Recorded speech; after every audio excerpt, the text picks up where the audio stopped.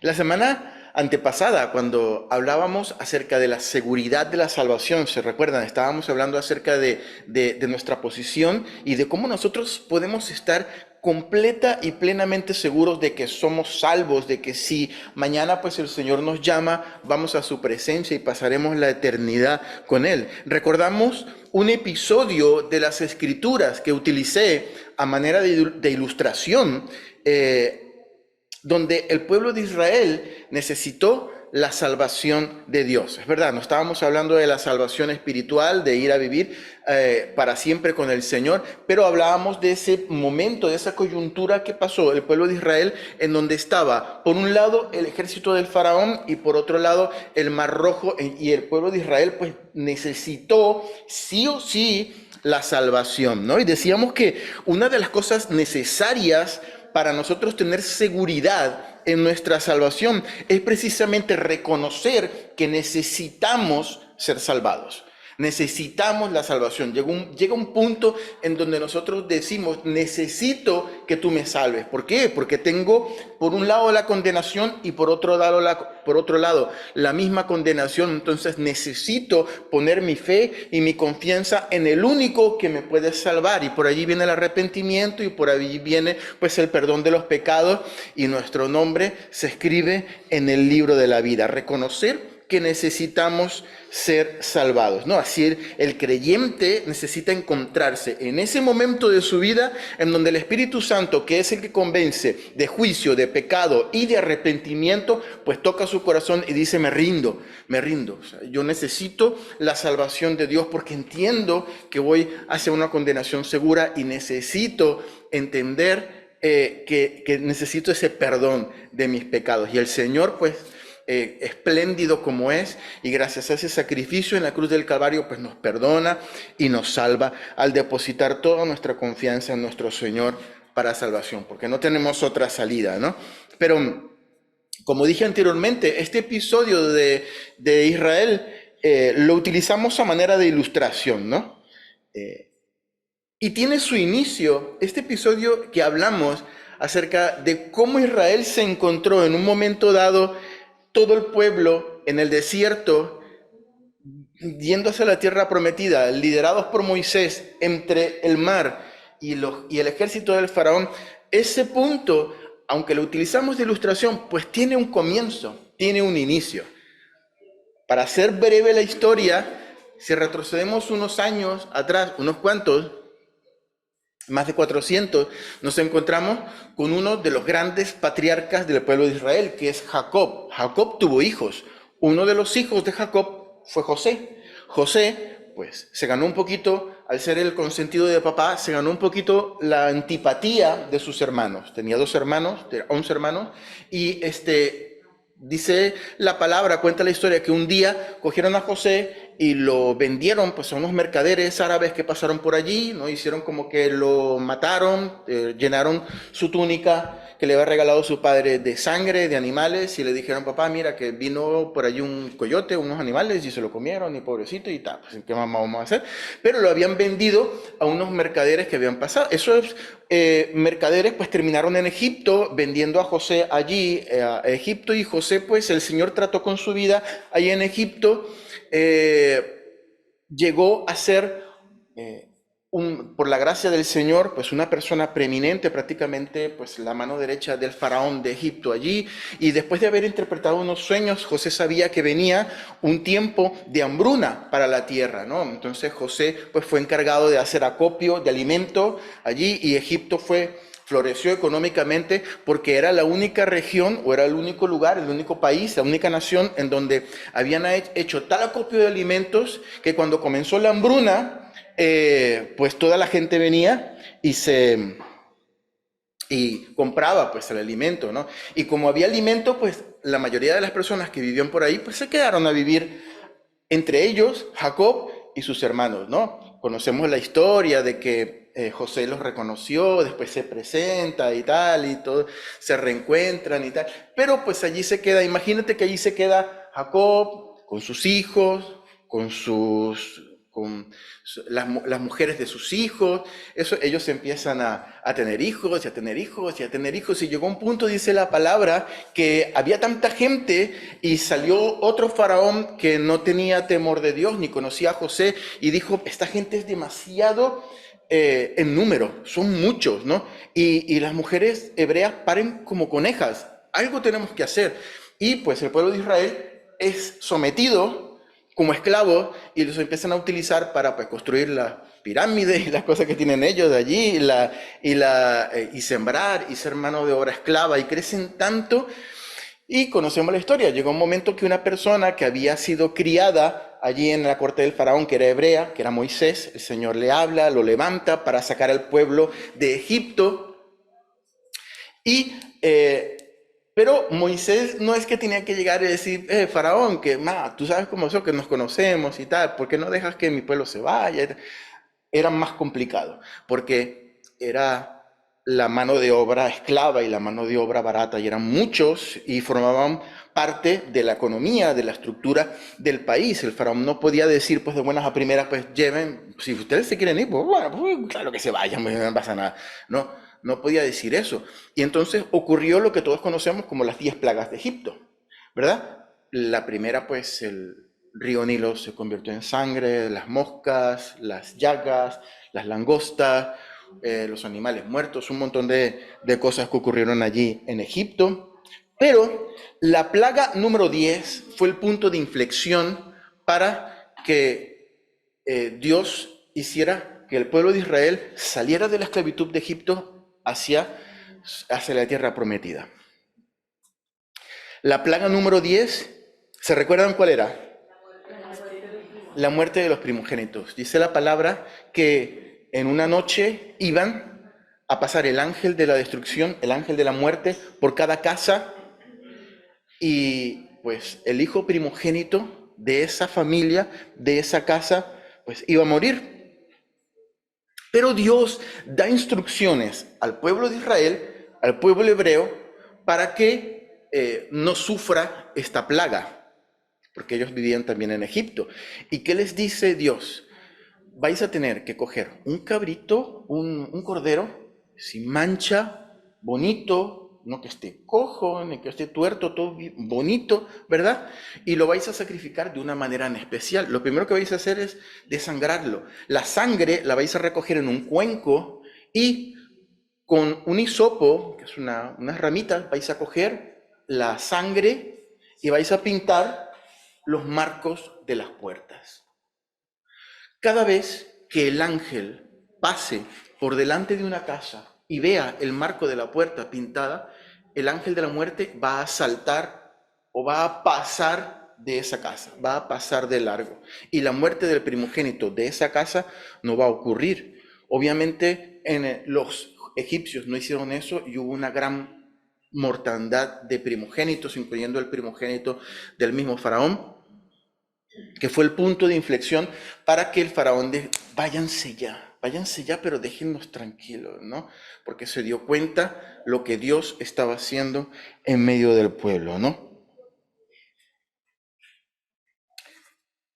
Ese ángel que pasaba de largo o saltaba, en el sentido de que omitía esa casa, el pueblo hebreo utilizó la palabra Pesaj. Se pronuncia así, Pesaj, con un poquito de flema al final. Con el tiempo, la palabra Pesaj se convirtió en la palabra latina Pascua. Y con el tiempo, esa palabra latina Pascua se le insertó una U allí y se convirtió en la palabra que en español conocemos como Pascua. Los que han escuchado el término Pascua en inglés es, ¿algunos saben? Hay otra palabra que se utiliza para Pascua.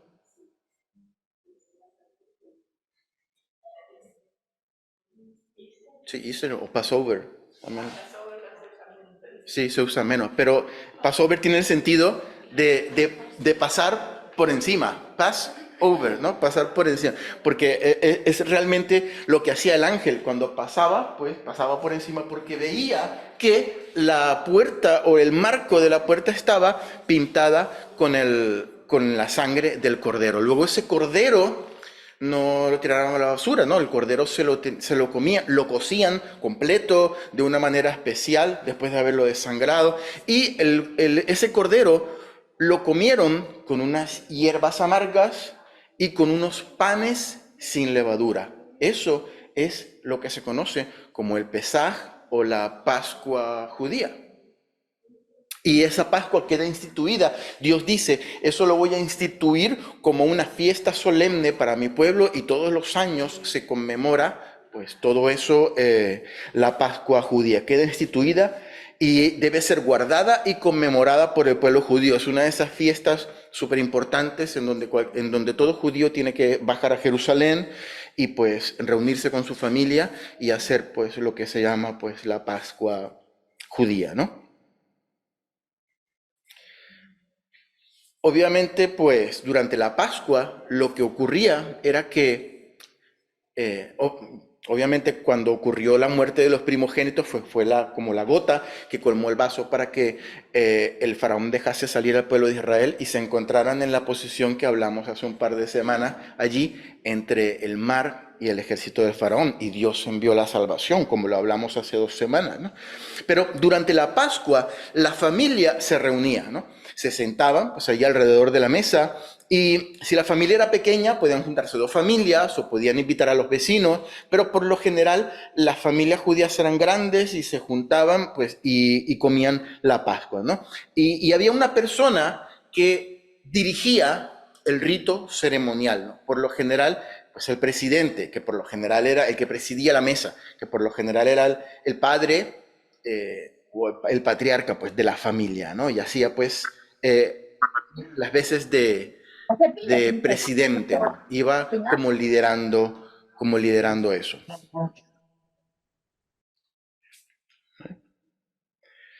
Entonces, en la Pascua, pues, se preparaba el cordero, se preparaban las hierbas amargas, los panes sin levadura. De hecho, en la Pascua comienza lo que se llama, pues, la fiesta de los panes sin levadura, que dura unos 15 días, donde todos los judíos comen pan sin levadura.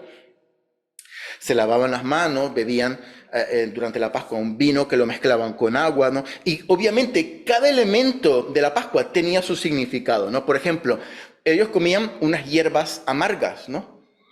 Que supongo que será una especie de, ¿no? Como selgas o ¿no? Tipo hierbas amargas, ¿no?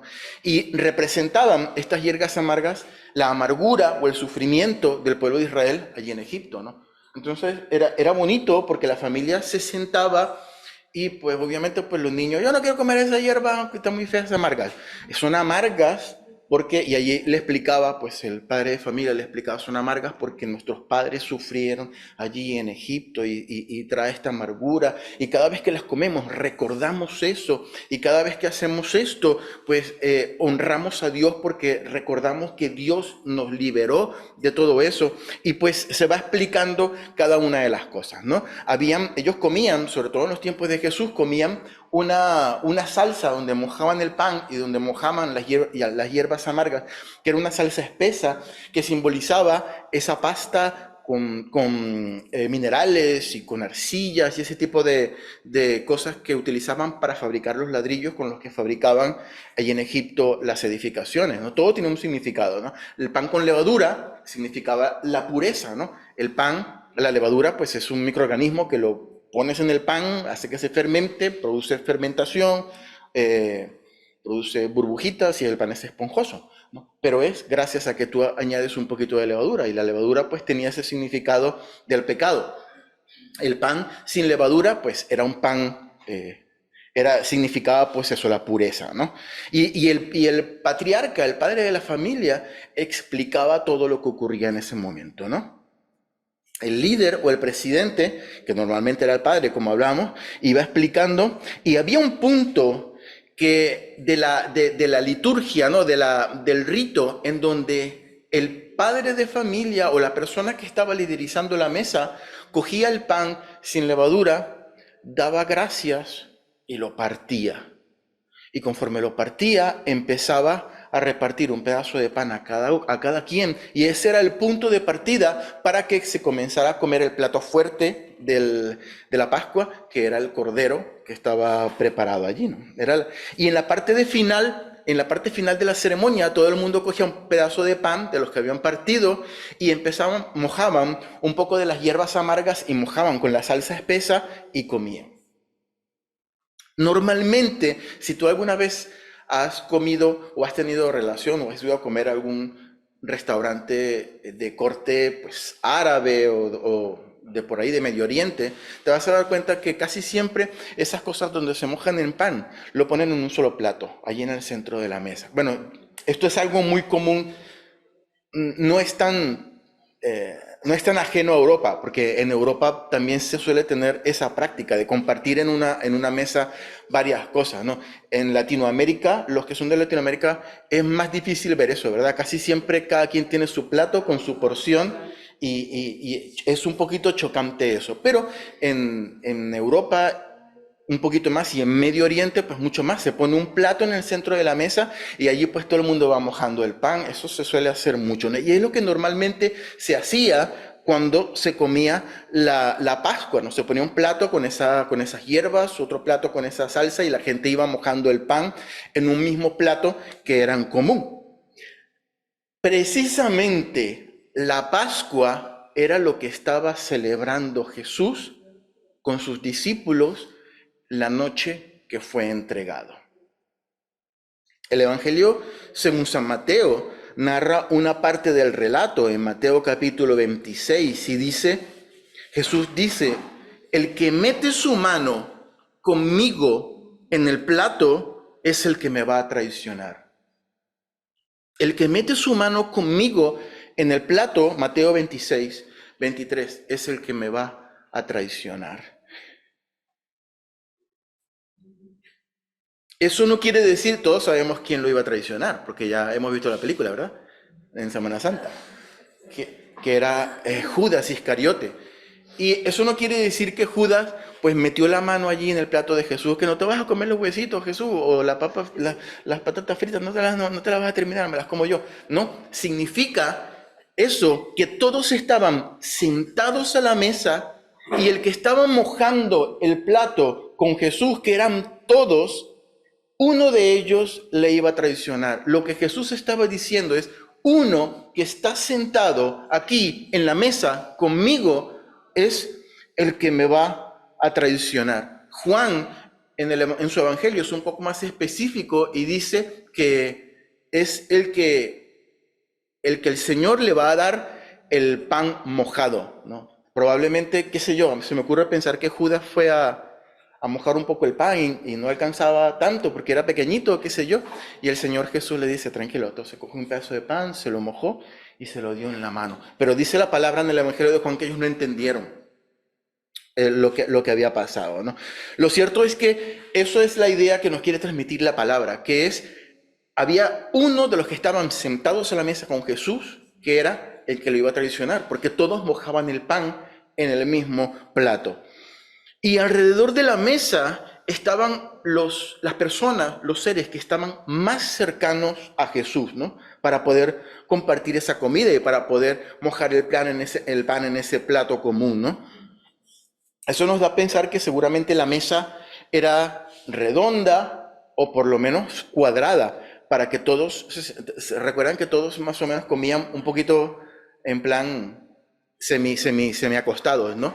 Y seguramente pues todos estaban rodeando la mesa para que todos pudiesen comer allí en el pan del mismo plato, ¿no? Solamente se pusieron detrás de la mesa todos en hilera para la foto o para el cuadro de Da Vinci, ¿no? Que salen todos en hilera, ¿no? Pero realmente pues nos los podemos imaginar todos alrededor de la mesa, ¿no? Y uno de los elementos destacables, queridos hermanos, de este episodio es precisamente algo que es curioso. Jesús tenía familia. Jesús es probable, según cuenta la tradición y según algunos elementos que podemos extraer de la palabra, que José, que su padre adoptivo, en ese punto hubiese muerto. porque no aparece y porque hay un montón de indicios que nos llevan un poco a pensar eso, aunque la Biblia guarda silencio al respecto. Hay un montón de indicios que nos lleva a pensar que pudo haber ocurrido eso, pero Jesús era el primogénito de María. Él era el que le correspondía estar en su casa con María y sus hermanos celebrando la Pascua. Él tenía a su madre y sus hermanos y le correspondía oficiar la ceremonia, pues como primogénito que era. Pero este episodio de la Pascua nos presenta, en el Evangelio se nos presenta un Jesús que nos dice, por ejemplo, en Lucas 22:15, cuánto deseaba, le dice, una vez que está sentado con los apóstoles allí en la mesa, y les dice, cuánto deseaba en mi corazón celebrar esta Pascua con vosotros antes de comenzar a padecer. De hecho, Jesús ni siquiera celebró la Pascua en su casa o en alguno de los apóstoles, o en alguna casa de los apóstoles. Dice la palabra que era la casa de un fulano aleatorio por allí, que tenía un aposento alto, que mandó a los discípulos y les dile que el maestro va a celebrar la Pascua ahí en tu casa, ¿no? Y ahí se reunieron todos, ¿no? Ni siquiera sabemos quién era esta persona, ni qué pintaba, simplemente preparó el lugar para que Jesús y sus apóstoles celebraran allí la Pascua, ¿no? Y es que vemos a un Jesús que en todo su ministerio, parece curioso, ¿no? Pero en todo su ministerio tiene esa tendencia a desmarcarse un poco, a desapegarse de su familia terrenal para establecer, escucha lo que te voy a decir, hermano, para establecer un nexo aún más fuerte que el de la sangre con aquellos que creían en él y le seguían. Desde pequeño vemos a un Jesús que se pierde en el templo, ¿se acuerdan? A los 12 años se pierde. ¿Y qué dice Jesús cuando los padres vienen preocupados buscándole? Tenemos 2 días buscándote, Jesús. ¿Qué les dice Jesús? Yo estoy ocupándome de los negocios de mi padre. Vemos a un Jesús que nunca llama a su madre madre. Le dice mujer, 2 veces la menciona en las Escrituras y le llama mujer. No es una manera despectiva de llamarla, pero vemos a un Jesús que se desapega poco a poco de la familia terrenal para unirse con la familia celestial. Vemos a un Jesús que está enseñando a la gente y le llegan y le dicen, Jesús, que te está buscando tu madre y tus hermanos. ¿Y qué le responde Jesús? Le responde, mi madre y mis hermanos son aquellos que hacen la voluntad del Padre, ¿no? Ellos lo estaban buscando para cantar el cumpleaños al primo que estaba por allí, y Jesús dice, no, mi madre y mis hermanos son aquí estos, que están escuchando la palabra, los que hacen la voluntad del Padre. Vemos incluso al final de su vida a un Jesús ahí en la cruz, que preocupado por su madre le dice, ya mi papel de hijo, mamá, terminó aquí. Y le dice a Juan, y ahí tu madre. Y a María, mujer, y ahí tu hijo. Ahora tienes un hijo que te va a cuidar a ti, ¿no? Dice la palabra que los hermanos de Jesús no creían en él. Entonces Jesús deja al cuidado de su madre a alguien de su total confianza, a alguien que lo unía a un nexo muchísimo más fuerte que el nexo consanguíneo, que el nexo de la sangre. Lo deja al cuidado de su verdadera familia, de la familia de la fe, ¿no? Y ahora tenemos a un Jesús celebrando la Pascua con sus seres más cercanos. Cuando podía estar en su casa oficiando la Pascua allí con sus hermanos y con su madre, lo vemos con sus seres más cercanos, con sus apóstoles, con sus discípulos, con sus amigos, con sus hermanos, con quienes tenía un vínculo más fuerte de lo que la sangre puede unir, ¿no? Aunque con esa sensación agridulce de que había uno que estaba sentado allí, que lo iba a traicionar y que lo iba a entregar. Hermanos, cuando nosotros participamos del pan y del vino en memoria de lo que hizo Jesús, tenemos el privilegio de sentarnos a la mesa aquí como iglesia como hombres y mujeres que estamos más cerca los unos de nosotros y de Jesús, y que estamos unidos con un vínculo muchísimo más fuerte que el vínculo de la sangre, incluso unidos de una manera muchísimo más cohesionada y más fuerte que con nuestros parientes más cercanos, ¿no? Nos podemos considerar más unidos incluso que con nuestra propia familia consanguínea, porque nos une un vínculo que es muchísimo más fuerte que la sangre. Nos une el amor de Cristo y el sacrificio del Señor en la cruz del Calvario que consuma ese amor. Por eso es una de las razones que es tan importante cuando nosotros nos reunimos como iglesia a celebrar o a conmemorar en el nombre del Señor Jesús la partición del pan y beber el vino. En ese momento nosotros como iglesia somos tan cercanos a Jesús y tan cercanos los unos de los otros como Jesús estuvo con sus discípulos, que ni siquiera eran su familia, pero era un vínculo más fuerte que la sangre el que los unía, ¿no? Parte del rito, hermanos, o de la ceremonia de la Pascua era precisamente lo que hablamos hace un rato. El que presidía se levantaba, cogía un pan sin levadura, lo rompía, lo partía, ¿no? Y antes de comenzar a comer el plato principal, que era el cordero, ¿no?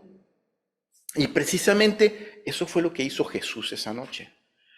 Dice la palabra que la noche que fue entregado, Jesús se levantó, tomó pan y habiendo dado gracias, bueno, no sé si se levantó, pero dice la palabra que habiendo dado gracias, lo partió y dijo, tomad, comed, este es mi cuerpo que por vosotros es partido.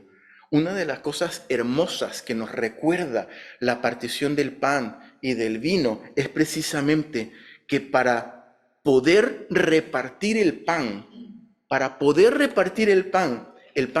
tiene que partirse en pedazos. Y eso fue lo que hizo Jesús por cada uno de nosotros, partirse allí en la cruz. Sin partición del pan no hay repartición del pan. Dice la palabra en Lucas 22, 14 al 20. Lucas 22, del versículo 14 al 20. Dice, cuando era la hora, se sentó a la mesa y con él los apóstoles y les dijo, cuánto he deseado, lo que estuvimos hablando antes, cuánto he deseado comer con vosotros esta Pascua antes que padezca, porque Jesús sabía lo que venía. Porque os digo que no la comeré más hasta que se cumpla el reino de Dios. Y habiendo tomado la copa, dio gracias y dijo, tomad esto y repartidlo entre vosotros. Porque os digo que no beberé más del fruto de la vid hasta que el reino de Dios venga. Y tomó el pan y dio gracias y lo partió. Esto formaba parte del rito de la Pascua. Y les dio diciendo, esto es mi cuerpo que por vosotros es dado. Haced esto en memoria de mí. De igual manera, versículo 20, después que hubo cenado, tomó la copa diciendo, esta copa es el nuevo pacto en mi sangre que por vosotros se derrama. Hermanos, al participar del pan y del vino, no solamente nos unimos con un vínculo perfecto y más fuerte que el vínculo de sangre entre nosotros y con Jesús, sino que conmemoramos y recordamos que su cuerpo fue partido con dolor y también su cuerpo fue compartido, ¿no?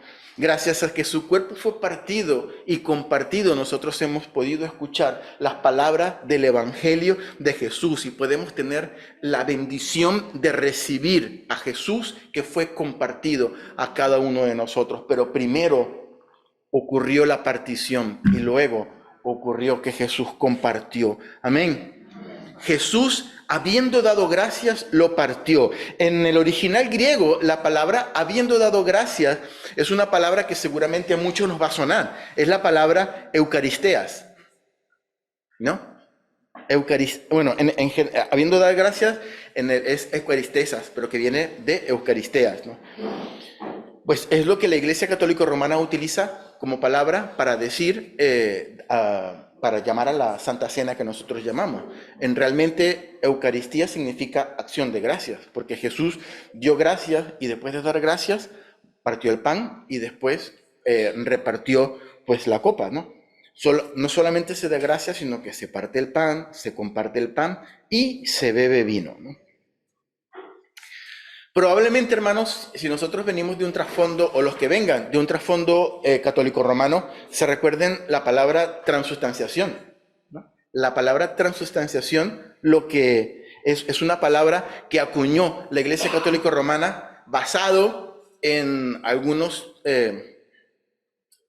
basada en la filosofía de Aristóteles, tomando pues algunos elementos de la filosofía pues aristotélica, ¿no?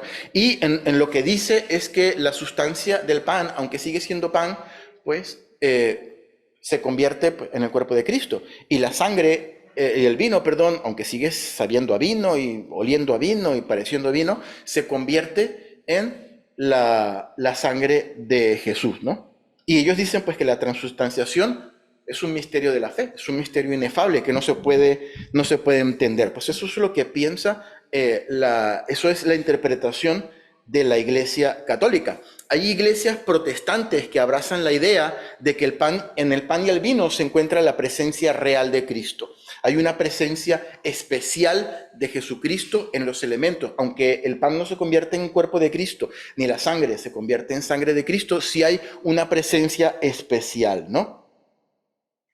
En nuestro caso, nosotros creemos que el pan y el vino son símbolos que representan el cuerpo y la sangre del Señor Jesús, ¿no? Si nosotros le decimos eso a un católico, él va a decir, ¡wow, qué herejía más grande!, ¿no? Porque para ellos el sacramento de la Eucaristía es lo más grande que hay, ¿no? Porque se están comiendo el cuerpo y se están bebiendo la sangre de Jesús. Pero nosotros pensamos, o nosotros interpretamos que son símbolos, ¿no? Y nosotros estamos comiendo pues esos símbolos. Ellos interpretan, si nosotros leemos Juan capítulo 6, ellos interpretan eso mayormente del capítulo 6 de Juan, pero en realidad ellos están cogiendo una interpretación literal de lo que pone Juan 6, que Juan 6 dice, mi carne es verdadera comida y mi sangre es verdadera bebida, ¿no? Pero si interpretamos eso literalmente, pues sí, pues estamos comiendo carne y estamos comiendo sangre, pero nosotros pensamos que Jesús estaba hablando, como dice el final del capítulo 6, estas palabras son espirituales, estas palabras que os he hablado son espíritu y son vida. La carne en nada aprovecha, pero estas palabras que os he hablado son espíritu y son vida. El tema de lo que ocurre con el pan y de lo que ocurre con el vino ha sido objeto de controversias por años, ¿no? Por un lado, pues la Iglesia Católica Romana dice que somos herejes porque nuestro pan no se convierte en vino, nuestro pan no se convierte en carne, ni nuestro vino en sangre, y cómo es posible que nosotros no participamos de eso y no le creemos a las palabras de Jesús. Pero yo hace mucho entendí algo, y es mi filosofía de vida respecto al sacramento de la Cena del Señor. Y yo creo que está pegado a la palabra. Si nosotros nos vamos a lo que dijo el apóstol Pablo, a 1 Corintios, capítulo 11, versículos 23 al 26, Pablo les dice a los corintios, porque yo recibí del Señor lo que también os he enseñado, que el Señor Jesús, la noche que fue entregado, tomó pan, y habiendo dado gracias, lo partió, el rito de la Pascua, ¿no? Y dijo, tomad, comed, esto es mi cuerpo que por vosotros es partido, haced esto en memoria de mí. Versículo 25, asimismo tomó también la copa después de haber cenado diciendo, esta copa es el nuevo pacto en mi sangre, haced esto todas las veces que la bebiereis en memoria de mí. Versículo 26, así pues, todas las veces que bebiereis este pan y bebiereis esta copa, la muerte del Señor anunciáis. Para mí, hermanos, la clave está en la última parte del versículo 24 y la última parte del versículo 25. ¿Qué dice Pablo? ¿Qué dijo Jesús? Las palabras son claras y son diáfanas. Haced esto en memoria de mí. Haced esto todas las veces que la bebiereis en memoria de mí. El sacramento de la Santa Cena no se fundamenta en lo que ocurre con el pan y en lo que ocurre con el vino, o eso es lo que yo leo en las Escrituras. El sacramento de la Santa Cena se fundamenta en lo que la Iglesia hace con el pan y hace con el vino. Y el Señor Jesús nos mandó a comer del pan y a comer del vino en memoria, y a tomar del vino en memoria de Él. Tomad, comed y haced esto en memoria de mí. La palabra pues nos dice, pues todas las veces que este pan se convierta en cuerpo, en carne, y todas las veces que esta copa se convierta en sangre, anuncian mi muerte. Me dice, todas las veces que este pan presente la presencia real de Cristo y esta sangre también, hacéis anuncio de mi muerte. No, la Biblia dice, todas las veces que comiereis este pan y bebiereis esta copa, la muerte del Señor anunciáis hasta que Él venga. Y con esto, hermanos, no estoy minimizando, ni intentando, ni remotamente minimizar la grandeza y el alcance de este precioso sacramento de la institución de la Cena del Señor. Pero si nosotros lo podéis hacer en casa, leéis el capítulo 11 de Primera a los Corintios, te vas a dar cuenta que el contexto que está hablando el apóstol Pablo de la Santa Cena no es un contexto donde estaban todos solemnes, donde había un sacerdote que hacía pues la consagración del pan y todo, se escuchaba un canto gregoriano por detrás. No era eso. Si te lees el capítulo 11 de Primera a los Corintios, vas a ver que ellos se reunían para cenar. Todos se reunían para la iglesia, cantaban sus salmos, cantaban sus himnos, compartían la palabra y después todos se reunían para cenar, para comer. ¿Qué problema había en la iglesia de los Corintios? Pues que unos cenaban, unos traían más comida que otros, otros se quedaban sin comer. Incluso dice la palabra que unos se emborrachaban. Y el Señor, y Pablo, el Espíritu Santo a través del apóstol Pablo les riñe y les dice, hey, ese no es el ejemplo que el Señor Jesús nos dejó aquel día de la cena del Señor. Cada vez que os reunís a hacer eso, no estáis haciendo la cena del Señor, porque el Señor Jesús la instituyó de otra manera. La Santa Cena, queridos hermanos, va mucho más allá. Y quiero que estés pendiente de esto que te voy a decir, porque yo creo que es importantísimo. La Santa Cena va mucho más allá de tomar el pan y de tomar el vino. Se debe hacer en un contexto donde la iglesia funcione de una manera armónica, donde cada uno de nosotros como creyentes velemos los unos por los otros, donde oremos los unos por nosotros, donde cada uno de nosotros deja a un lado el egoísmo, como pasaba en Corintios, que comía mucho en su casa o que comía aquí y dejaba al otro sin comer, otros se emborrachaban y seguramente hacían una fiesta, cogía la guitarra y se ponía a cantar mariachi y cosas por el estilo y hacía desorden. Eso no es lo que el Señor Jesús dejó instituido, ¿no? El hecho simplemente de comer el pan y de beber el vino dentro del rito de la iglesia no hace que automáticamente estemos anunciando la muerte del Señor, porque cualquiera puede coger un pedazo de pan y un pedazo de vino y comérselo. Pero es diferente cuando nosotros como iglesia interactuamos entre nosotros, nos apoyamos, oramos por nosotros, llamamos al que está desanimado, ayudamos al que tiene algún tipo de necesidad. Y como iglesia nosotros actuamos como familia, unidos en ese vínculo que va muchísimo más allá del mismo vínculo de sangre que podemos tener con nuestros padres, con nuestros hermanos o con nuestros hijos. Allí, en ese punto, nosotros como iglesia estamos diciendo, este es el tipo de iglesia por la cual Jesús murió en la cruz del Calvario. No son personas que vienen a comer el pan y a comer el vino y después se van y si te he visto no me acuerdo. No es eso. Es una iglesia que pueda realmente estar de la mano unos con otros, hombros con hombros, orando los unos por los otros, estando pendientes de los unos a los otros. Ese es el sentido de la iglesia. Cuando una persona de afuera que no sabe lo que es la iglesia ve eso, lo que piensa es que estamos anunciando a un Jesús que murió por nosotros y que resucitó. Esa es la manera de anunciar a Jesucristo, no comiendo pan y no tomando el vino, porque se queda en un mero rito, en una mera merienda, qué sé yo. Eso lo tenemos que acompañar de una iglesia que se ame en el vínculo perfecto. Una iglesia que se ame en el vínculo perfecto. Dice la palabra que no tiene ningún sentido participar de un rito si entre nosotros hay divisiones, si hay peleas, si hay disensiones, si hay egoísmo, si hay malos, corazones de los unos con los otros, ¿no? Por eso la palabra dice, cuando vayas a comer del pan, examínate a ti mismo. Esto es lo primero que tenemos que hacer, examinarnos a nosotros mismos. ¿Cómo estoy yo? ¿Cómo estoy yo con el Señor? ¿Cómo estoy yo dentro de la iglesia? ¿Qué estoy yo aportando a mis hermanos? Sé de alguien que tiene algún tipo de necesidad, sé de alguien que necesita oración, sé de alguien que necesita un abrazo y no se lo estoy dando.